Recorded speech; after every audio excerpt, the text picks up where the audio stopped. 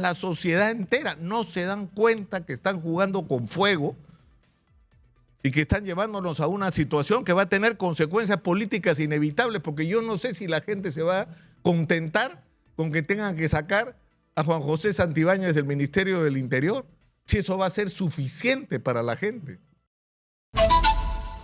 Yo no sé quién más lo tiene que pedir, porque lo ha pedido el presidente de la Corte Suprema, lo ha pedido el fiscal de la Nación, lo ha pedido el decano del Colegio de Abogados, lo han reclamado 21 gremios empresariales en una declaración sin precedentes por la convocatoria donde han estado desde los empresarios de Gamarra hasta la CONFIEP.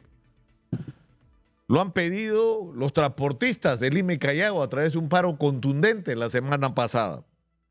Y ahora lo está pidiendo el obispo Carlos Castillo, que hay que decir sobre él que es una persona muy importante en la Iglesia Católica hoy y se convierte en una voz mucho más representativa de lo que ya lo es, porque a partir del 8 de diciembre, como lo ha anunciado el Papa Francisco, será el nuevo cardenal del Perú. Y lo que él ha dicho son cosas muy serias. Ha dicho que hay indiferencia y signos de complicidad con el mal. Ha dicho que todos creen que pueden ser gobernantes y que si bien este no es un privilegio, tampoco cualquiera lo puede hacer. Ha dicho que da la impresión de que los que están gobernando no tienen vocación para gobernar y que cuando llegan al gobierno empiezan a pensar en sí mismos y usan el cargo para su propio beneficio. Ha dicho que hay problemas serios de indiferencia y signos de complicidad con el mal y ha invitado a los congresistas a recapacitar y reformular esas leyes o a derogarlas, sobre todo por el principio que está siendo violado, que es el del cuidado de la persona en función de ceder a algunos intereses. Y esto es verdad. Porque fíjense ustedes lo que está ocurriendo. El país entero está pidiendo que se derogue la ley del crimen organizado, es decir, las modificaciones que se hicieron a la ley del crimen organizado y que han terminado dificultando la lucha contra el crimen organizado. Pero ¿por qué hicieron esta ley contra el crimen organizado?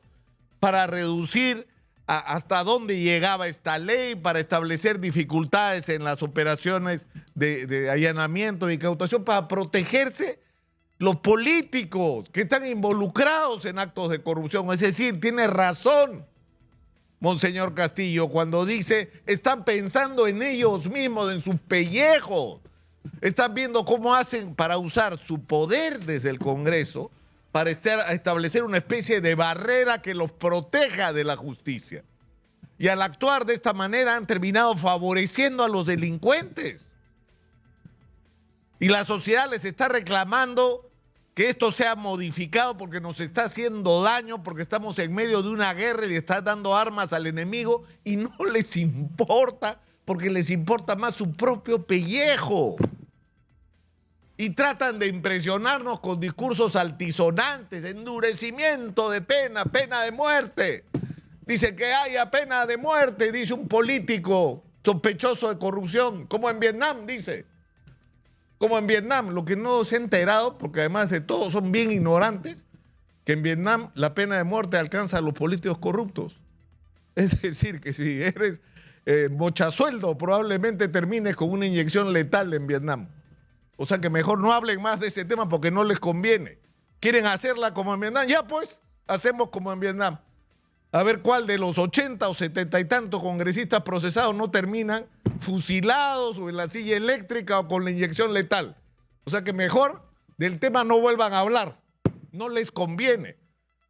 Pero el problema es que estamos esperando respuestas que no se resuelven con el endurecimiento de pena. Fíjense ustedes, no se resuelven con la declaratoria de emergencia y soltar a los militares y policías en la calle. ¿Cuánto tiempo se va a poder sostener eso? Ya se ha vivido en otras experiencias. Declaran el estado de emergencia unos días, en el mejor de los casos una semana, apabullan a la gente con militares en la calle, pero la delincuencia no se acaba. O toman medidas aisladas, la central 111 llamas, ven a la DININCRI. ¿Qué va a hacer a la DININCRI? O sea, hasta la DININCRI ya. Entonces anda la comisaría, ¿se puede confiar en las comisarías? ¿O no ha ocurrido uno de los problemas más serios con respecto a la lucha contra la extorsión, que no hay confianza en los policías, porque en más de una oportunidad, en demasiadas oportunidades diría yo, ha ocurrido que la víctima de la extorsión va a denunciar a la policía y el extorsionador se entera. Y te sale barata si te sube el monto que tienes que pagar por la extorsión por haber estado informando a la policía, porque en el peor de los casos hasta te pueden matar.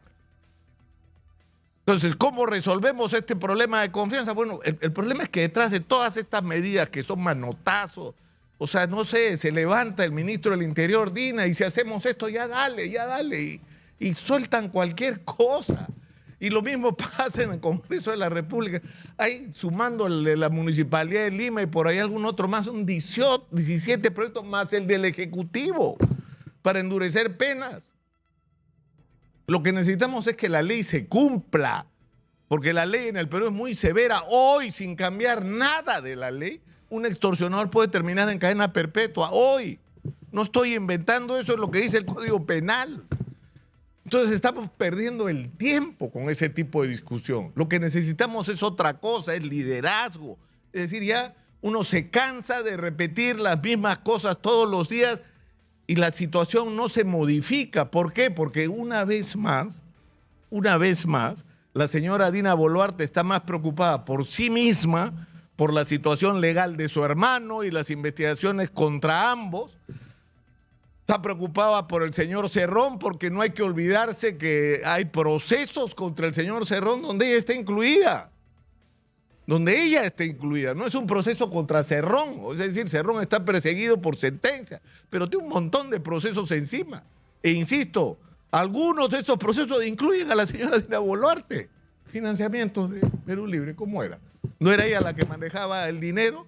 ¿O los dinámicos del centro ya no sabía nada? Ella solo era vicepresidenta, ¿no es cierto? Y dirigente del partido que manejaba los recursos de la manera como se manejaron, pero en fin. Y en el Congreso de la República igualito. Entonces, el tema es que no es cierto, ¿no? Es decir, no se trata de seguir cambiando de personas como lamentablemente se ha hecho en los últimos años. Ha habido como, no sé, 12, 13 ministros del Interior, es una barbaridad, mientras el plan Mariano Santos, que es la cosa más inteligente que hizo la policía, que fue un diagnóstico con especialistas de cómo resolver todos los problemas, con planes de largo plazo y con tareas para cada momento, está guardado en un cajón. Y se han cambiado ministros que han hecho cualquier cosa menos lo que ese plan dice, y que si se hubiera puesto en práctica estaríamos en otra situación hoy para enfrentar a la delincuencia. Eso es lo que necesitamos hacer. Desempolven ese plan, es decir, no se trata solo de cambiar de personas, se trata de cambiar de estrategia, se trata de tener estrategia, que es lo que no tenemos hoy. El problema, y con esto termino, es que tienen que recibir el mensaje, porque ya hubo un paro en Lima de transportistas y fue un anuncio muy serio que no han medido. No se dan cuenta de lo grave que esto puede significar para la vida nacional si esto se proyecta, como ya se está anunciando, para una paralización de 72 horas desde este jueves y la eventualidad de un paro nacional de todo el transporte, al que se van a sumar, pero es inevitable. Están reclamando lo que toda la ciudadanía quiere, que se acaben las extorsiones, que se enfrente a la delincuencia de una manera adecuada. Y eso va a movilizar a la sociedad entera.